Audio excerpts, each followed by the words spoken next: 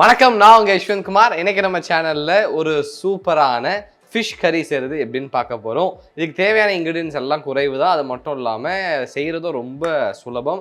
இப்போ நம்ம preparation start பண்ணிடலாம். ஃபர்ஸ்ட் இங்கே ஒரு பவுலில் 4 வெங்காயத்தை ரஃபாக சாப் பண்ணி வச்சுருக்கேன். இது கூட ஒரு 5லேருந்து 6 பல்லு பூண்டு சேர்த்து நல்லா ஃபைனாக அரைத்து எடுத்துக்கலாம். நம்ம வெங்காயம் மற்றும் பூண்டை நல்லா ஃபைனாக அரைத்ததன் பிறகு எடுத்து ஓரமாக வச்சிடலாம். இப்போ ஒரு பேனில் 4லேருந்து 5 டேபிள் ஸ்பூன் அளவு எண்ணெய் சேர்த்துக்கோங்க. எண்ணெய் லேசாக சூடானதன் பிறகு 1 டீஸ்பூன் அளவு சீரகம் சேர்த்துக்கலாம்.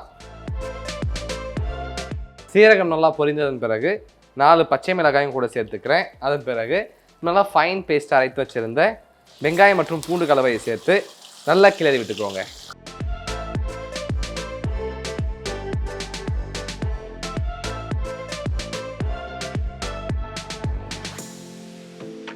ஒரு 2 to 3 மினிட்ஸ் இதை நல்லா குக் பண்ணதன் பிறகு இது கூட 1 டேபிள் ஸ்பூன் அளவு மிளகாய் தூள், 1 டீஸ்பூன் அளவு மஞ்சள் தூள், தேவையான அளவு உப்பு சேர்த்து அடுத்து 4லேருந்து 5 நிமிடம் இதை மீடியம் ஃப்ளேம்லேயே வச்சு நல்லா குக் பண்ணிக்கலாம்.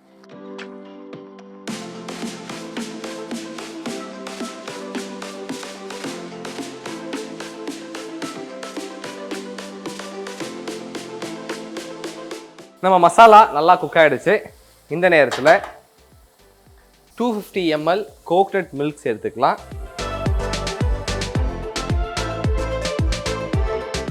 ஒரு முறை எல்லாமே ஒன்றோடு நல்லா கம்பைன் ஆகிற அளவுக்கு இதை மிக்ஸ் பண்ணிக்கோங்க. அதன் பிறகு 200 கிராம் அளவு போன்லெஸ் ஃபிஷ்ஷை சேர்த்துக்கலாம். லேசாக ஒரு முறை இதை கிளறி விட்டு மீடியம் ஃப்ளேமில் வச்சு அடுத்து ஒரு 2 to 3 மினிட்ஸ் நல்லா கொதிக்க விடலாம்.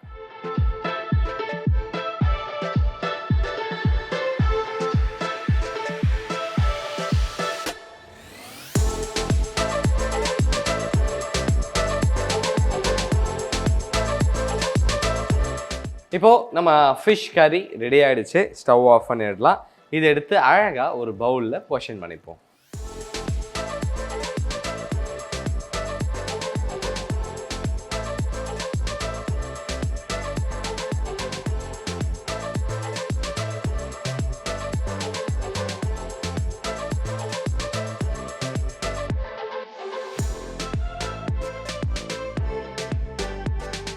ரொம்பவே சுவையான சுலபமான ஃபிஷ் கறி செய்கிறது எப்படின்னு பார்த்துட்டோம். இந்த ரெசிபி உங்களுக்கு பிடிச்சிருக்கும் நம்புறேன். மறக்காமல் வீட்டில் ட்ரை பண்ணி பார்த்துட்டு உங்களுடைய ஃபீட்பேக்கை கீழே கமெண்ட் பண்ணுங்கள். இதே மாதிரி இன்னொரு சூப்பர் ரெசிபியோட உங்களை நான் சந்திக்கிறேன்.